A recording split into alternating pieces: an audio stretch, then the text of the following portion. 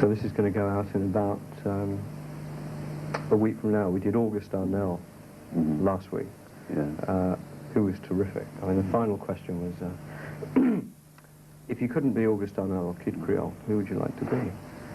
And he said, good question. He said, I'd like to be a woman.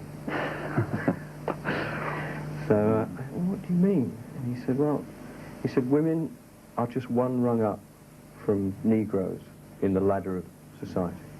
And he said, I'd really like to see life from a woman's perspective, which was terrific. I mean, it was a really good interview. Going to close up now. Okay. I'm afraid it's going to get rather hot. Okay. What are the questions? The questions and the atmosphere, I think. How was Glastonbury? It was quite strange. It's not something that, quite honestly, I'd like to relive. It wasn't the best of our performances, and there was some animosity from certain sectors of the crowd. From the bulk of the crowd, there wasn't. It was very successful. But it is really quite strange when you're singing to people who quite obviously do not like you, which obviously doesn't happen in events which are solely Smith's events. But when you're playing festivals where there are people there to see other groups, it's quite tricky. And that's how Glastonbury turned out for us. Why did you do Glastonbury? Because it seemed a strange event for the Smiths to do. Yeah, I didn't really know that much about Glastonbury, really, before we did it. And it sounded a very attractive prospect several months ago. And I'm sure for many groups it really is, but I don't think the Smiths worked at Glastonbury.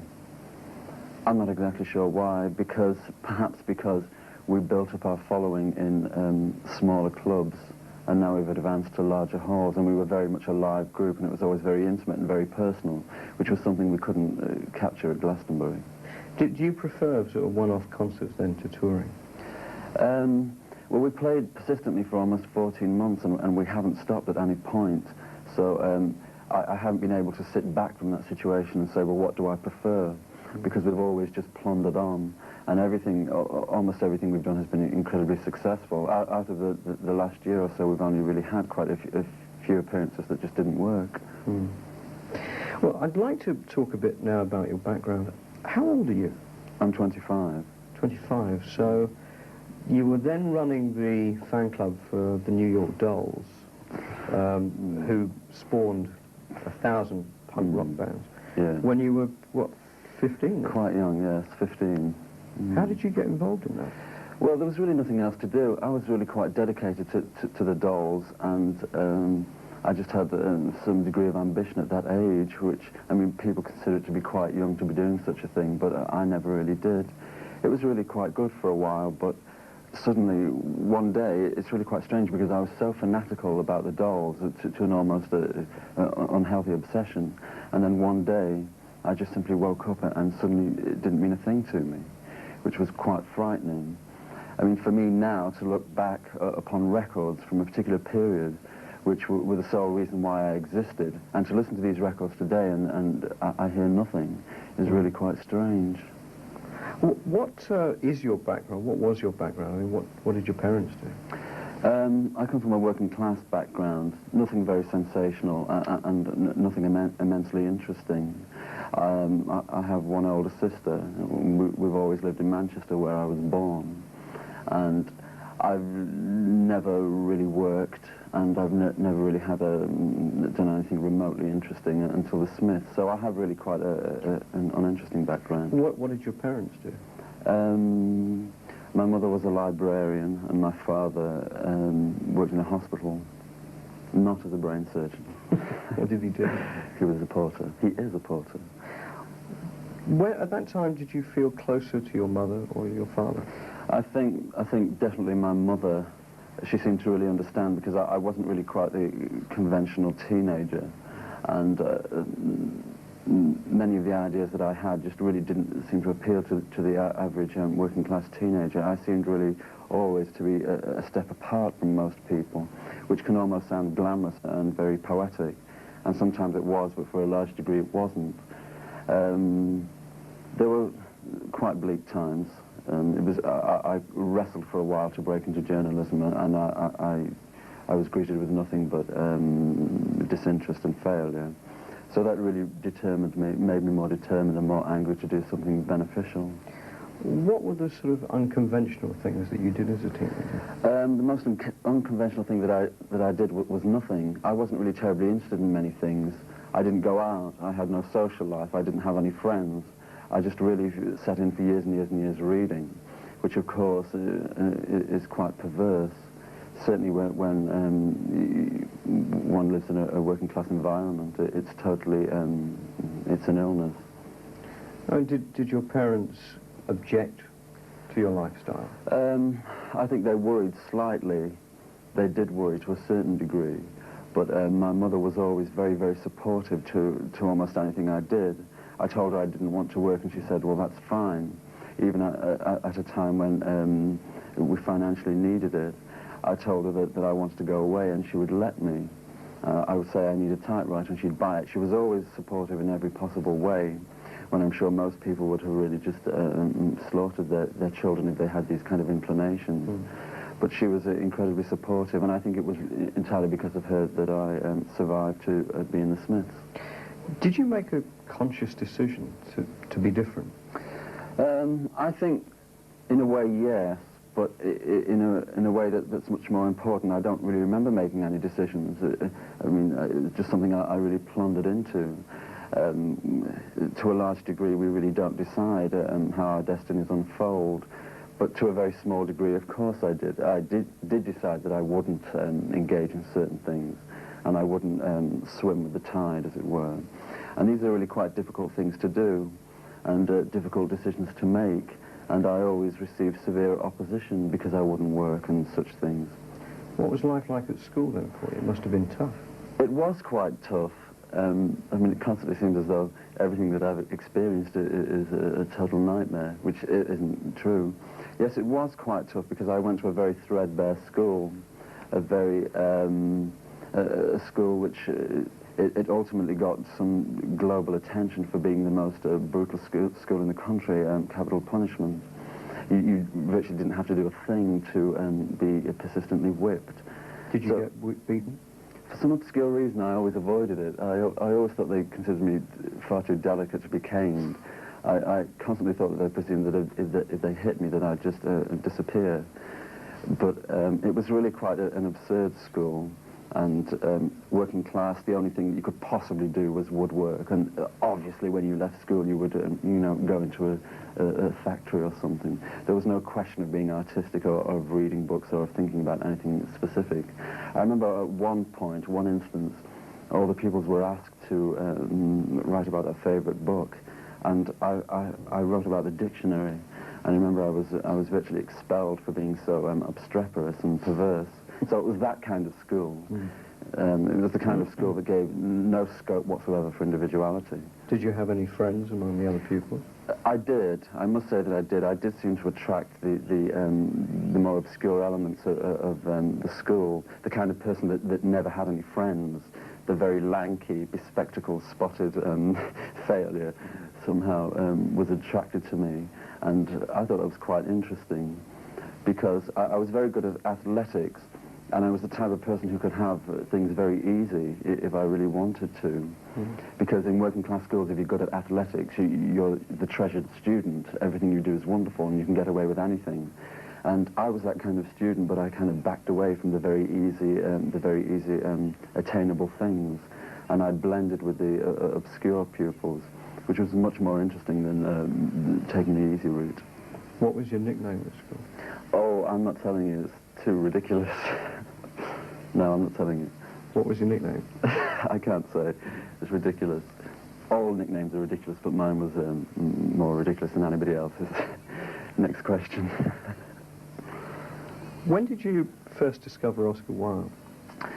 When I was plundering towards 10 years old, my mother was quite dedicated, and she had several books. And I think she had said to me before that, look, you really have to read this, it's everything you need to know about life, and I've ignored her largely. But one day I became nailed to the book, and things were never quite the same since then. Which book was it? It was The Complete Works of Oscar Wilde. And what did that change for you? Almost everything, because I always had this idea about writing and doing some constructive writing, and I always felt that in order to write you had to be completely obscure and incredibly intellectual, so intellectual that nobody could possibly ever understand what you're talking about, and use all these incredibly long words and be incredibly profound. And then I read Oscar Wilde, and he used the most basic language, and he said the most powerful things. All the words were immediately understandable and fundamental, and yet he wove such immense poetry. It occurred to me that just by saying very basic things and very real things, that here was the power of the written word, rather than just being completely ostentatious and rhetorical, whatever.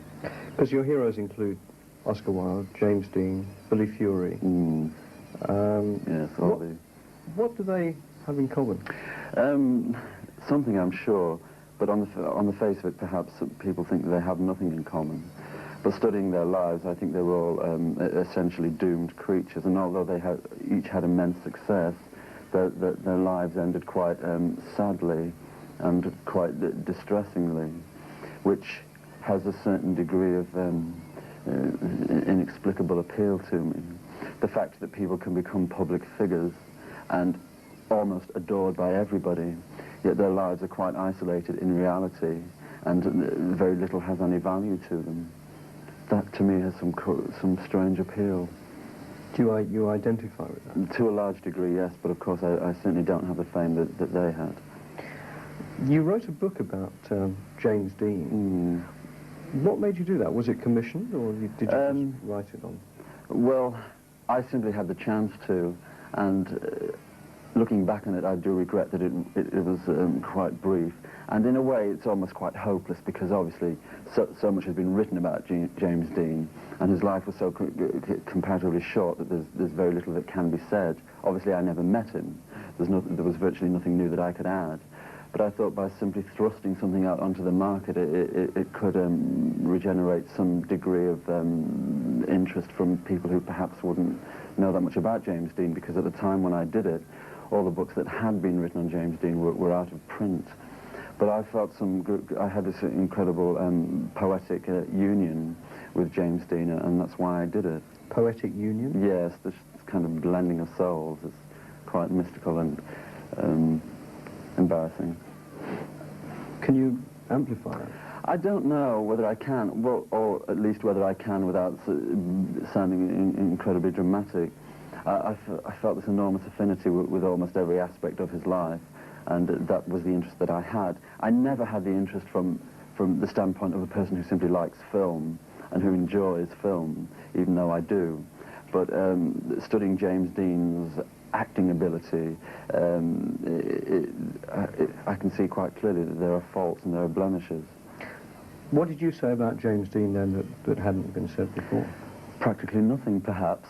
But I thought by simply writing from the standpoint of somebody who was living in the late 1970s, and who simply had obviously a very detached view of James Dean, which hadn't been done before, because everybody that had written about him had some connection, perhaps had met him, or was some obscure professor immersed in the whole ideology of film and film history. I wasn't. I was just a nondescript individual living in Manchester with no money.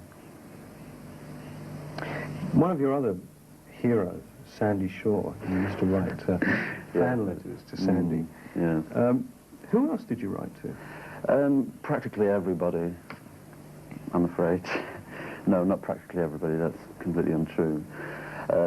I was very interested in correspondence, and if I did like anybody, I would write to them and tell them so.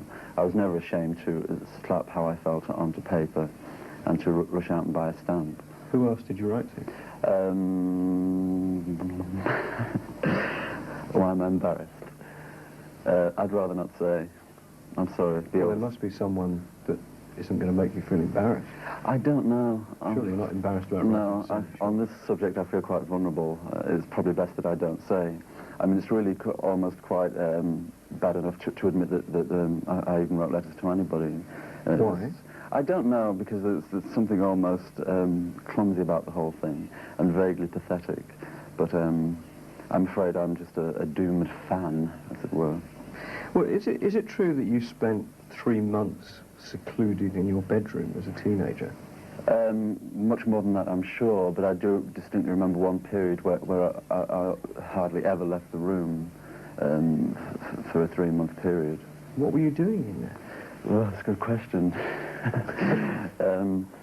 I used to write furiously, and I was just really nailed to the typewriter, and I was swimming in paper and all kind of introspective things like that. I wasn't exactly your average teenager. Did you want to stay there? The alternatives weren't very glamorous. If I left the room, I'd probably end up at some obscure pub or wandering about the park, which was always quite dangerous. I really had no options. I mean, I was living the kind of life, I was unemployed for a very long time and I had no money. I was living a life to a large degree that I didn't choose, being financially absurdly embarrassed. So it really seemed to me that I would never ever settle for second best in life. That if I couldn't have exactly what I wanted, then I would have absolutely nothing. Because to me, nothing always seemed more important to me than a false something or something that I didn't really want. So therefore I stayed in. I did nothing. I just wrote, and I was determined that if I couldn't have exactly what I wanted, then I would disappear into the woodwork. What did you write about, and what happened to all that stuff? Most of it I later destroyed, because on reflection it always seemed so embarrassingly real and personal that it could only ever really be destroyed. But I did write lots of things that I still have. It got to the point with me where I'd simply write anything just for the sake of writing. Just kind of critical essays on certain things that nobody really cared about. Do you like the idea, then, of living in a secret world? Not especially, not really. I mean, if somebody said to me, would you rather be incredibly popular and have a throng of supportive friends, or would you rather be a distressed, hysterical person locked in the bedroom? I think I really would choose to be quite popular. But I don't remember choosing the way I lived. But it seems very much like a kind of fantasy world, your teenage. It does, but I can assure you it really wasn't. But I think you can look upon almost anything and almost any existence which is quite extraordinary, and it can almost sound quite fantastic and like a fantasy. It's like the lives of very famous people can seem incredibly glamorous when slapped onto paper, but of course, for a large point, they couldn't possibly be. Because most teenagers become obsessed with sex. Mm-hmm. Did you go through that period? No, I never did.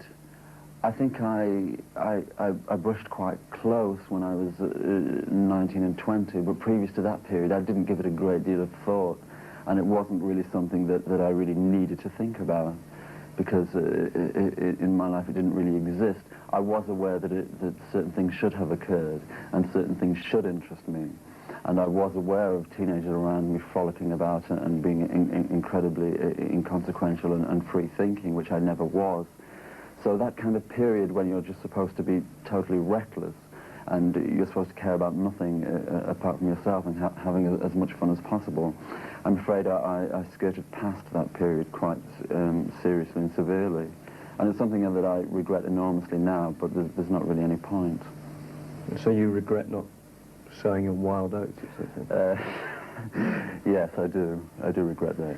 In those days, did you spend any evenings fumbling in the back seats of cinemas?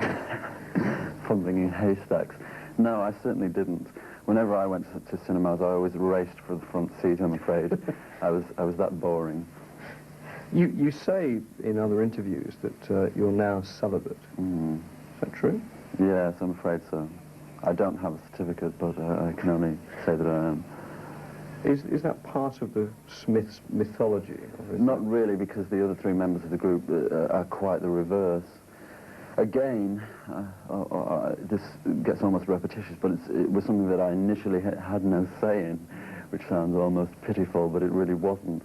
And it's something that I got increasingly used to.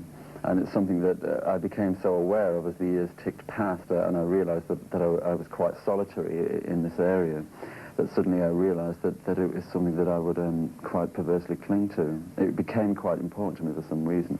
Suddenly it became really serious whether I got involved or not, whereas to most people it really isn't. Was your celibacy then prompted by a bad experience? I've had very few experiences, but they have been bad, yes, and they were a very long time ago. And it's not something that I would like to repeat it, but this gets incredibly delicate and icy, and it becomes almost difficult to talk about. But yes, I would say that it was. I did lose the very idea that any communion between two people could possibly be enjoyable. I did lose that particular thread. And I did become enormously depressed to the point where I believed that any kind of relationship was almost impossible.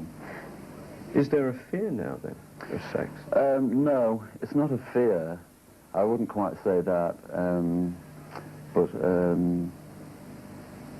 something, but not fear.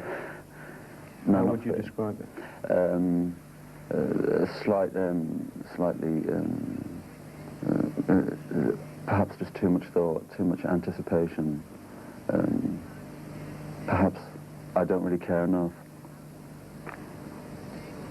Would anything inspire you to break your celibate state? It's not impossible, but it's not something that I give a great deal of thought to, and I believe for it to happen, I believe that for it to happen, I would have to be of a particular mode of thinking, which I'm not. I'm of the frame of mind that it won't happen, and therefore it doesn't. Because you've said that you want children. Who would you want to be their mother? I don't know. Me, perhaps. I don't know. That's something that I have no answer for. Sometimes I sit down and I quite like the idea. I must admit that other times I stand up and I despise the idea. But I suppose everybody feels that their own children could almost be models of themselves and therefore be completely acceptable. But when we gaze at other children, we're quite frightened, I should imagine. I do like the idea, but I realise that now over the years I've become uncommonly selfish. There are, in some of your songs, lyrics that pertain to heterosexual rejection and homosexual isolation. That was quoted in this week's Rolling Stone. Yes. Is that the way you feel, isolated? I do, yes, but it's an isolation that is, sounds laughable, but almost genderless, because I don't have any, I don't speak from a very strict heterosexist angle. I cannot segregate the sexes. I cannot see women over there and men over there, and this large chasm between the two. Where do you place yourself? In the middle somewhere, straddling, I'm afraid, but I feel that this way, that in popular music at least, by now there should be a voice which kind of speaks for everybody, but doesn't say things in a way that is so neutral that it is absolutely non-sexual. I do like to speak for both the sexes because I feel that the difference between them is incredibly slim. You once said that being a sex symbol was the best thing to be. But that was at a time when I thought that it could possibly never happen, and to a small degree it has happened. I mean, do you consider yourself a sex symbol? Well, other people do seem to, so therefore in a way I suppose I must be. I mean, it's not something that we decide for ourselves. We don't say, yes, I'm going to be a sex symbol, and I will appeal to lots of people in an immensely sexual way. That's not something that we decide. Other people decide it, and to some degree they have. I mean, I get letters saying, Morrissey, you're incredibly sexy, and of course I throw them away. You throw them away? No. I frame them. What do you do with them? Oh, I keep them all. I reply to them, take their phone numbers, etc. No, I don't. You're being slightly flippant. Yes, I'm being unnecessarily flippant. But how does it feel to be a sex symbol, given what you've just said? Well, I get these letters and I read them and I say, and then we appear on stage and girls scream and, you know, they want to touch me, and I kind of look at them and I read these letters and I look at the whole thing and I say, well, yes, it's very interesting, but I do feel slightly detached from it. Do you feel contempt? No, I don't feel any degree of contempt, but I feel that, well, yes, they're screaming and they're writing these letters, but they're not really addressed to me. It's just an accident that they happen to land through my letterbox. Because it's quite difficult at times to, the way I live and the way I think about things, and then to kind of really see the way other people see me, and to associate with this person who should receive these letters. This kind of sexual person, this desirable person. It's not really me. So they're writing to someone else? Yeah, I do feel that. Wrongly, I suppose. You had a Catholic upbringing. Mm. What kind of influence did that have on you? I mean, are you religious now? No, I'm not. It had quite a detrimental influence on me. I went to stern working-class Catholic schools, which were very depressing and very repressive, and I never liked this. And it always seemed to me entirely wrong to inflict all these kind of foul, ugly images onto children. These images of serpents trampled underfoot with fire coming out of their nostrils and things like that, or whatever. And this constant belief at school that if you don't go to church, it's a cardinal sin and you shall burn in hell and God will strike you down. This constant fear of whatever you do, you're wrong, and whatever you do, you're guilty. And just simply by reason of your existence, you are absolutely guilty in every way. I despised that. I often felt that Christianity and the Catholic Church were quite severely divided. And I also looked upon Ireland, being the most Catholic country in the world, as being also the most repressed country in the world. It seemed to me wrong, it seemed to me black, because it didn't allow any degree of self-expression. It didn't allow any scope for individuality in any direction. This constantly carrying this thing on one's shoulder. Do you have then the traditional sort of Catholic guilt complex now? No, I don't. I mean, all of that is just really candy floss. I never paid any attention to that whatsoever. Could you see yourself ever returning to Catholicism? No, because when people do, it always seems to be for very negative reasons. People get afraid. They realize that time is passing by, or they do feel this extreme guilt. People never really flock to the church for some very positive reason, which worries me slightly. Do you not think that, you know, there will come a time in your life when you will return to it? I can't see it. I really can't. But who can tell? I'd like to talk a bit about your image. Mm. How contrived is your public image? It's not in the least bit contrived, but when you fall into the public eye, it seems to me that regardless of what you do or what you wear or what you say, it is construed as an image. I mean, you can wear no clothes at all and that will be seen as an image. So it's really quite inescapable, the whole thing. So there's no answer to that. One comes under the searchlights, the scorching searchlights, and everything that you do is an image. Yes, I mean, walking around with foliage coming out your back pocket could be construed as being an image, could it not? Possibly, yes. Why do you do that? I can see that. For quite delicate reasons, severe interest I had in nature and being close to nature, which is something that Oscar Wilde felt, and I always thought was quite passionate and quite amusing. The idea of constantly carrying flowers, or of being simply immersed in leaves. I quite liked that. It was quite poetic. But the way it happens to me in relation to the Smiths, I do get quite depressed that many detractors focus upon that and not the music. And I do see quite clearly when people want to criticize the Smiths, the only thing that they can talk about is the flowers, and that it's absurd, and that it's... I mean, I realized that I was voted Wally of the Year the other day in some disreputable magazine simply for that sole reason. But you have set yourself up for that, haven't you? No, I don't. No, really, I don't believe that I have. I mean, to me, it's just really not that crucial. There are other things to talk about, and if people just see me as this strange character whirling flowers about or whatever, then it simply reflects on the shallowness of the observer. Well, that is how a lot of the public see you. I mean, I think a lot of people would say that your image is sort of rather wet, really. They do. Some people do. I would say that more people don't. I think that people see me as being quite delicate, which in the world of popular music and rock and roll, if you like, is anathema. It is the worst thing to be delicate and not to be this big macho whatever. So therefore, since flowers and any kind of nature is just connected with total whimpery, to some degree I fall into that bracket. But I think I have other things that help me scramble out of the pit. Like what? Well, the words that I write, which is principally why I'm here. I mean, I'm not here to dissect insects or do anything like that. I'm here principally because I write.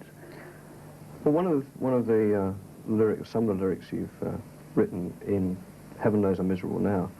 Why do I spend my time talking to people I'd rather kick in the eye? Who would you like to kick in the eye? Well, on the very brief spasms of employment that I had in the past, it always seemed to me there were moments of the day when I would realize that I was here working with these people that I despise, and I have to talk to these horrible people and ask them what they did yesterday, and I would have to report to a boss that I couldn't stand. And when you're in that position, which was the absolute basis of Heaven Knows I'm Miserable Now, you realize that you're actually spending your entire life living with people that you do not like, and doing something that you do not like, which is incredibly distressing. So that was the basis of that song. I mean, kick in the eye. Yes, literally, sometimes, I mean, let's be perfectly honest, sometimes we do get so angry with people that we're not averse to violence, which, of course, is a terrible thing to say, but truth nonetheless. Would Oscar Wilde have approved? Probably. I think he would. But being in the music business, you come across a lot of people in record companies, promotions companies, whatever, who I think would rub you up the wrong way. Have you found that there's been a higher incidence of you wanting to kick people in the eye in the music business? An uncommonly high one. Most of the people that I come across in the whole industry that I have no real desire to form any friendships with, which is quite unsettling. But I still feel quite angry about most things, and I still feel on the outside, even though we've had some degree of success, national success, it doesn't really change the way you feel about life. Which is quite surprising to me, because for some naive reason I thought that it would. But, I mean, the music industry is just like anything else in life. Nobody loves everybody. I mean, there are very, very few people in each individual's life that we adore. There's very few people that we really like. Do you have many friends? No, I don't. Those that you have, are they in the music industry? They're in the group, they're in the Smiths. So the Smiths are your only friend? As far as I can see, yes. Does that sadden you? It does, but it's something that isn't new to me. I've lived with it for quite a long time, so I don't really mind. I don't mind because in the Smiths and with the Smiths, to some degree, I'm getting exactly what I want, so it doesn't really matter. Which is? I'm writing, and people are paying some degree of attention, and for me that's everything. I mean, there's nothing worse than writing and letting everything just rot in the bottom drawer. It's really quite important, I'm afraid, to get some kind of approval and to have your words splattered about the country. And doing that, as I am, it's the highest degree of satisfaction, and there's nothing else. You like the approval? Yes, I do. Because the NME has really created you. I mean, they gave you a big push. They did. They weren't the first paper to write about us, and they weren't the first people to help us, but they were certainly incredibly supportive at the beginning of the year. Things have changed slightly now with all the music press. There is, I do get the advanced chill of a backlash, and it's bang on time, and it's really quite expected. You ready for it?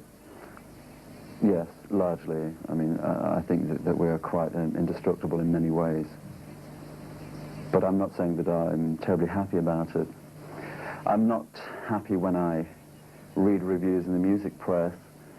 For instance, quite recently we played Belfast, 2,500 sell-out concert, and it was really quite hysterical, quite wonderful. We did 4 encores and everybody was enormously receptive.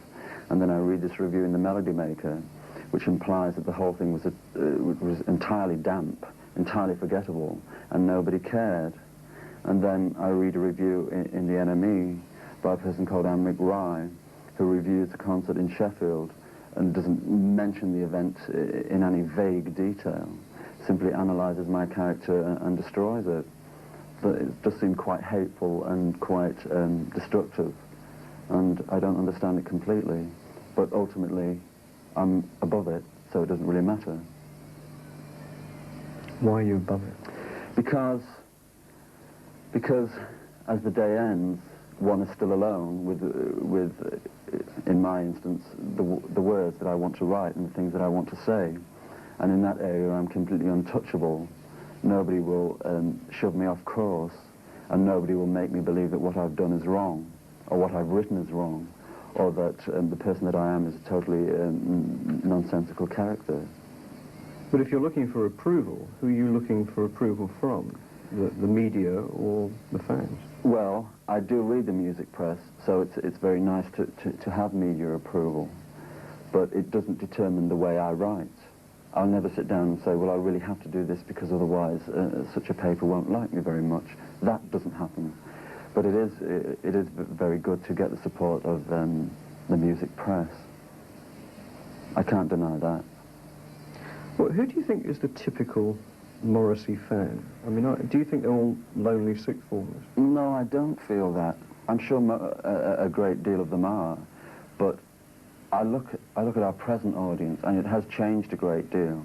We've been the first group on an independent label to gain not only an independent audience, but also a major audience. Nobody else has done that on an independent label, and I'm quite pleased about that. I look at our audience, and I see the people who were there initially, the kind of severe, serious musicologists, and I realize now that we are attracting lots of very young people, and that becomes dangerous because I believe that the media do always judge you on your audience. They judge you entirely upon the people who come to see you, regardless of what exactly you're doing on the stage. But I see our audience as being incredibly vast. There are lots of people from all walks of life. We're not regimented to a certain sect of people. We're no longer regimented to this serious musicologists or teenies or whatever. It just seems to be everybody. But given this, you have a very sort of miserable image. Mm. Are you the kind of Leonard Cohen, who was the doomy singer-songwriter of the 60s? Are No. you the Leonard Cohen of the 80s? No, I don't think so. I can't see that in any way. And I don't feel morbid, and I don't feel depressive, because I thought it was quite important to say things that were quite serious and quite open, in a way that in the past had been considered to be quite depressing, but to say them in a way that by reason of them being aired was really quite positive. There is something quite positive in saying, in being very open with the people around you and saying, well, look, this is exactly how I feel, because then you get over those barriers, and it really isn't done that often. And I do feel there is a twinge of humour in the way that I write, and if that isn't absolutely apparent, then to a degree I understand it, but I do try to inject it. I don't want to be considered morbid by any degree. Why the band called the Smiths? Because the name, it occurred to me that the name, nobody could put any possible connotations on the name, and I really liked that, because it came at a time when group names were vastly important, were biblical, were monstrous, had a great deal to say, were very long, and were in themselves a lifestyle. I wanted to get rid of all that kind of rhetorical dribble and just say something incredibly basic. And Smith, to me, sounded quite down to earth. Hey, you're a vegetarian. That must pose problems for you on the road with the other Smiths. Yeah. Because apparently they're into sort of booze, birds, and burgers. All at once. Not necessarily. Well, yes. Yes, it is a great problem. If they're your only friends, that must create problems. It is, and they know how I feel, but I don't stand on the table and say you can't possibly eat that piece of meat, and go into a long monologue about the piece of meat. I don't do that. I don't try and inflict the way I feel upon other people, because that's quite boring. And people know what meat is, and people know how the leg of lamb comes onto the table. And they don't want to be reminded, frankly. So are you keener, are they keener on the sort of rock and roll lifestyle more than you are?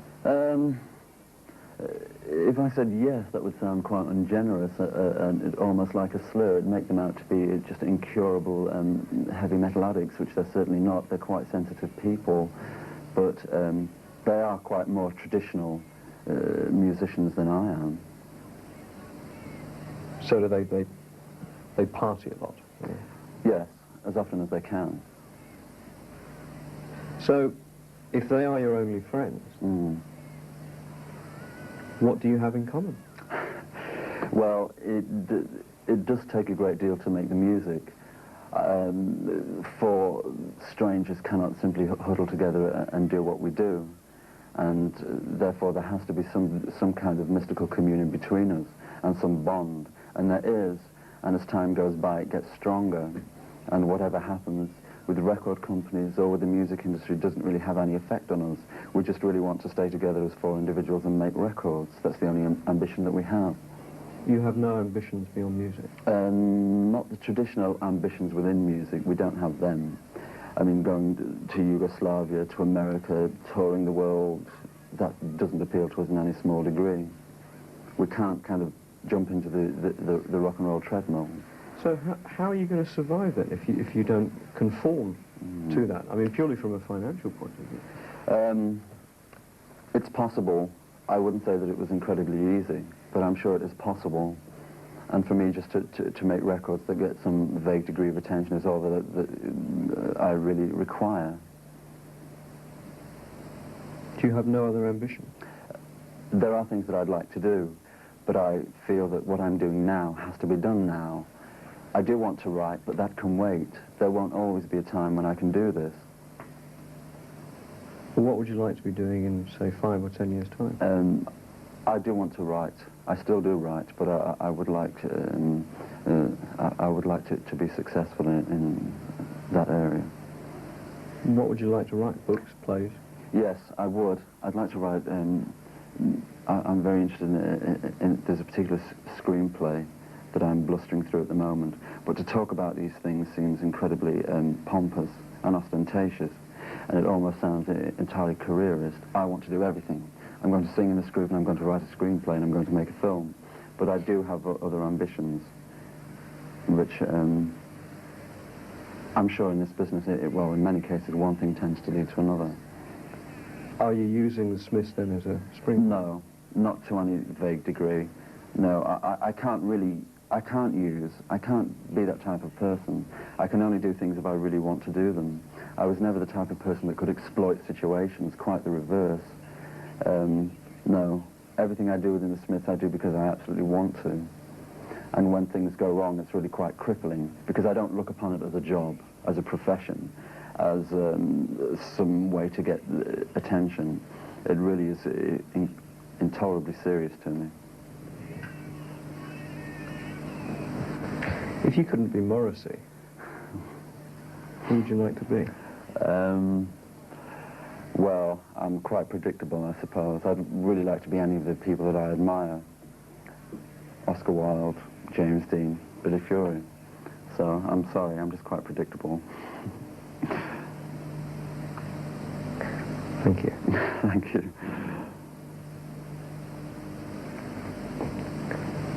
Thank you.